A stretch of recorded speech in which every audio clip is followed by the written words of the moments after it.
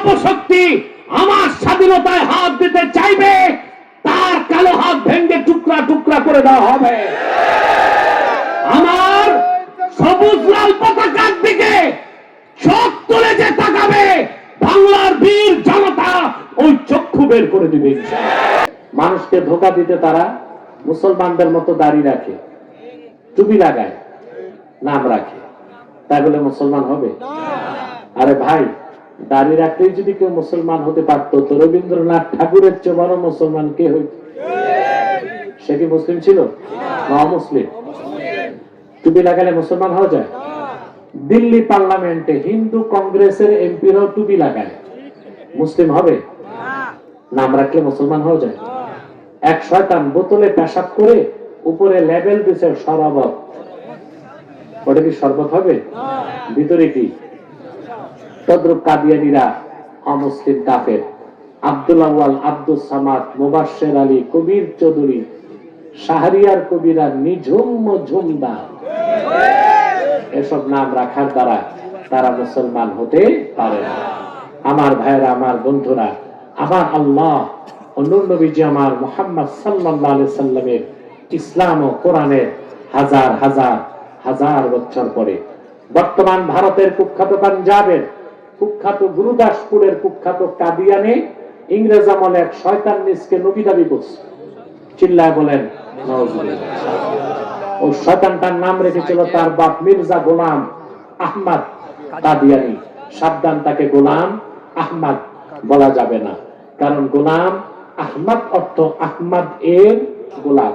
কোন কাফের কোনদিনও গোলাম আহমদ এর গোলাম হতে পারে না। আর কাদিয়ানের কাযযাব ছিল শেষ দরজার কুখ্যাত কাফের। সে গোলাম আহমদ এর গোলাম ছিল না, সে ছিল কুখ্যাত শয়তানের কুখ্যাত গোলাম। কাদিয়ানের কাযযাব মিথ্যা নবুয়তের দাবিদার মির্জা গোলাম শয়তান কাদিয়ানির উপর গজব এসেছে 1908 সালে। যখন গজব এসেছে, কাদিয়ানের কাযযাব মিথ্যা নবুয়তের দাবিদার ইংরেজদের পা চাটা গোলাম মির্জা গোলাম শয়তান কাদিয়ানী 1908 সালে ধ্বংস হয়ে কুখ্যাত জাহান্নামের কুখ্যাত কুকুরে পরিণত হয়েছে। এই যে প্রথম আলো, এটা ইসলামের শত্রু, মুসলমানের শত্রু, বাংলাদেশেরও শত্রু। আপনাদেরকে আমি একটা ছোট্ট কথা বলে দিই, বাংলাদেশে কোন হিন্দুদের উপর মুসলমান নির্যাতন করে না। মন্দির ভাঙ্গা, মূর্তি ভাঙ্গার কাজ হিন্দুরাই করেছে।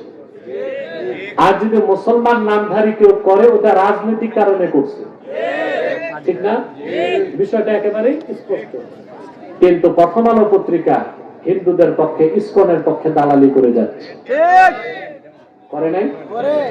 আর 5ই আগস্টের বিপ্লবের পর অসংখ্য নিরীহ পুলিশের উপর নির্যাতন হয়েছে, সেই সংবাদটা তারা কিন্তু প্রচার করে নাই।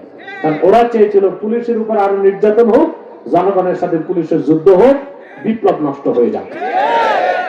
আলহামদুলিল্লাহ, আমি জানি না ওসি সাহেব জানি কিনা, পুলিশের উপর নির্যাতনের বিপক্ষে প্রথম বক্তব্য বাংলাদেশে সংবাদ সম্মেলন প্রকাশ্যে আমিই করেছি। আমার বক্তব্য ছিল, যারা অপরাধী তাদের শাস্তি হোক, কিন্তু যারা অপরাধের সাথে জড়িত নয়, ঢালাওভাবে পুলিশদেরকে মারা, হত্যা করা চরম পর্যায়ের হারাম ও জঘন্য কাজ। একটা মহল চাইছিল, ঠিক না? তো ইসলামের বিপক্ষে, দেশের বিপক্ষে, মুসলমানের বিপক্ষে যত চক্রান্ত বিজাতিদের, এগুলোকে প্রচার করে প্রথম আলো। অতএব এই পত্রিকাকে আপনারা বয়কট করবেন, রাজি আছেন? কাদিয়ানীদের কোন পণ্য দ্রব্য ধরবেন না, কিনবেন না, বেচবেন না, মনে থাকবে? এটা আপনাদের নৈতিক দায়িত্ব। আরেকটি অমুসলিম সম্প্রদায় আমাদের বিপক্ষে চক্রান্ত করছে, ইসাই জামাত, খ্রিস্টানদের একটা দল। 75 সালে তারা বাংলাদেশে ঢুকছে, এই পর্যন্ত 2.5 লক্ষ পরিবারকে তারা খ্রিস্টান বানাই দিয়েছে। তারা দাড়ি রাখে, টুপি লাগায়, বলে আমরা ইসাই জামাত, মানুষকে খ্রিস্টান বানায়। পরে বলে তুমি কে? বলে আমি মুসলমান। কি মুসলমান? ইসাই মুসলমান। বলে তার অর্থ বুঝো, তুমি ঈসার উম্মত মুসলমান। ঈসার উম্মত মুসলমান না খ্রিস্টান। এই দলের ব্যাপারে সাবধান থাকবেন। আরেকটা ফিতনা হিজবুত তাওহীদ। এটা আসলে হিজবুত তাওহীদ না হিজবুত শয়তান। এদের একটাই কাজ, জনগণকে আলেমদের থেকে সরায় দেওয়া। দেশের সমস্ত আলেম ওলামা পীর মাশায়েখদেরকে তারা ধর্ম ব্যবসা এবং ভণ্ড বলে। নাউজুবিল্লাহ বলবেন না? ব্যক্তিগত কোন আলেমকে যদি আপনি গালি দেন, আপনি কাফের হবেন না, ফাসিক হবেন, গুনাহ হবে। কিন্তু ফাতাওয়া শামীতে এসেছে, ইবনে আবিদিন শামীর মত, সকল আলেমকে যদি কেউ গালি দেয় তার ঈমান নষ্ট হয়ে যাবে।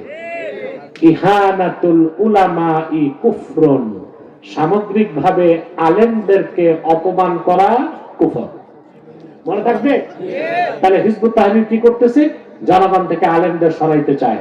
কারণ আপনারা জানেন যে বকরির পালের রাখাল নাই, ওই বকরি যায় বাঘের পেটে, আর যে কওমের নেতৃত্বে আলেমরা থাকে না, ওই কওম যায় বিজাতির খপ্পরে।